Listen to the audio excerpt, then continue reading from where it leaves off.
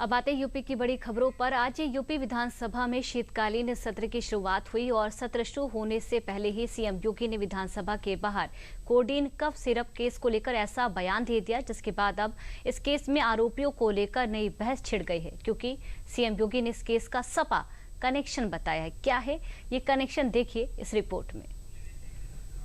उनके कुछ संबंध समाजवादी पार्टी से सामने आए हैं और समाजवादी पार्टी जो अपने कार्य के अनुरूप जिसका जो बदनाम हो चुकी है और पहले से कुख्यात है, इस पूरे मामले में भी उसकी संलिप्तता आएगी। चूंकि एसआईटी एक राज्य स्तर की एसआईटी इस पूरे मामले की निगरानी कर रही है।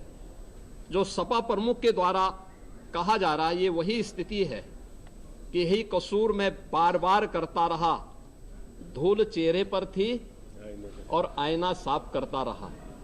यानी फोटो इनकी है उन माफियाओं के साथ, तो स्वाभाविक रूप से अवैध लेन देन में भी संलिप्तता कहीं ना कहीं सामने आएगी।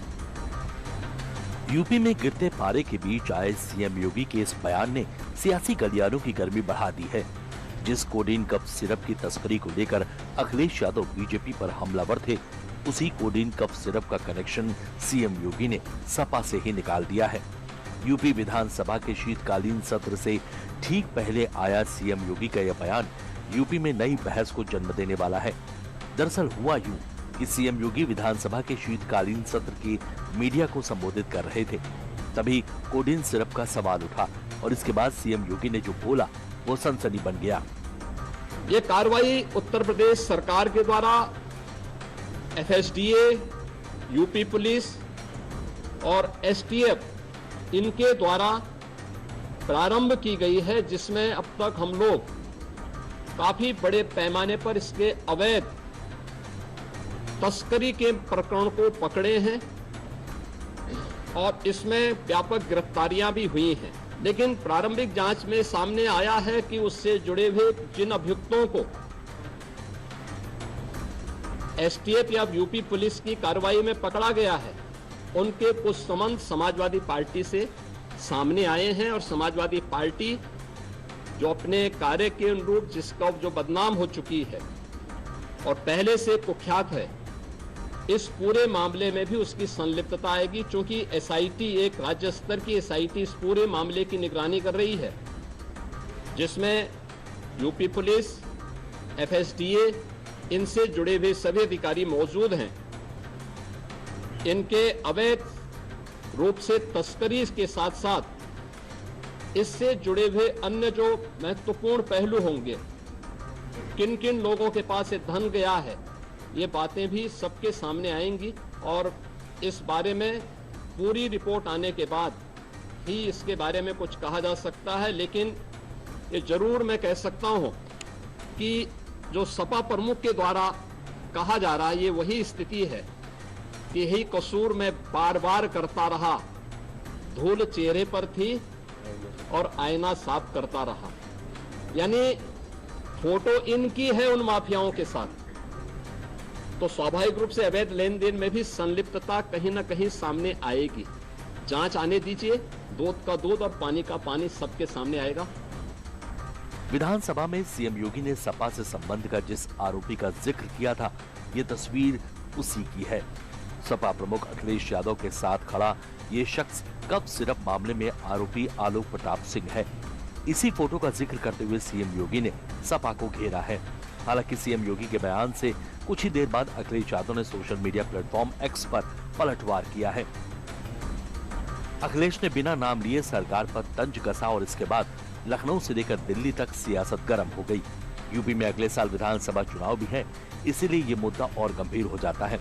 सपा तो इसमें पीडीए का एंगल भी ले आई है और बीजेपी तस्वीर लेकर आरोपियों के रिश्ते अखिलेश से बता रही है। मुख्यमंत्री जी, उत्तर प्रदेश के अंदर भेदभाव है। अगर यही कोई पीड़ित परिवार के किसी व्यक्ति का नाम निकल गया होता, किसी पिछड़े दलित मुसलमान भाई का कोई नाम अगर आ गया होता, तो उसके घर पे जाने कितने बुलडोजर चल गए होते। लेकिन चूंकि मुख्यमंत्री जी की बिरादरी के लोगों के नाम सामने हैं, उस पर बुलडोजर नहीं न चला है और मैं आपके माध्यम से कह रहा हूँ, चलाएंगे भी नहीं, क्योंकि मुख्यमंत्री जी उत्तर प्रदेश में खुलेआम जातिवाद को बढ़ावा दे रहे हैं। कोडीन कफ सिरप के मामले में सरकार बहुत गंभीरतापूर्वक कार्रवाई कर रही है। जो भी इस मामले में दोषी अपराधी होंगे वो बख्शे नहीं जाएंगे।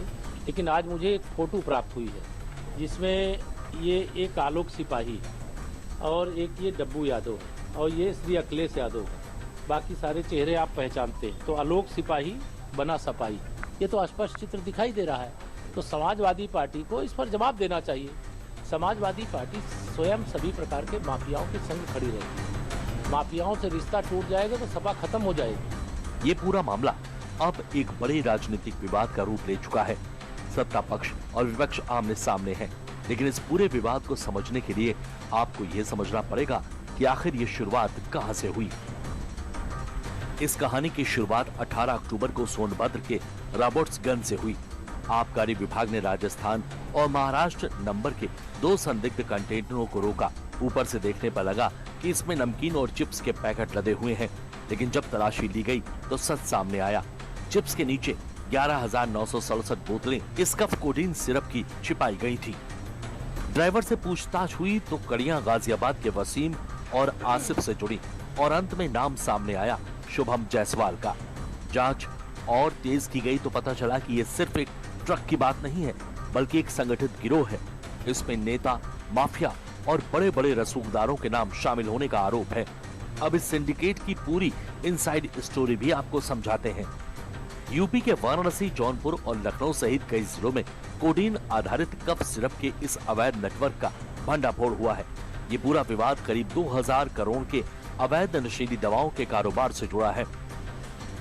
जांच में पता चला है कि 37 लाख से ज्यादा बोतलें फर्जी कागजात, शेल कंपनियों और जाली लाइसेंसों के माध्यम से ही बेची गई हैं। कोडीन का उपयोग गंभीर खांसी के लिए होता है, लेकिन इसका बड़े पैमाने पर नशे के रूप में दुरुपयोग किया जा रहा था। दावा है कि इसे यूपी से बिहार, पश्चिम बंगाल और यहाँ तक कि बांग्लादेश में भी तस्करी की जा रही थी। इस रैकेट का मास्टरमाइंड शुभम जायसवाल माना जा रहा है, जो फिलहाल फरार है और उसने दुबई से वीडियो जारी कर खुद को निर्दोष बताया है। जबकि सिंडिकेट के अन्य प्रमुख सदस्य अमित सिंह टाटा, आलोक सिंह आदि को गिरफ्तार किया जा चुका है।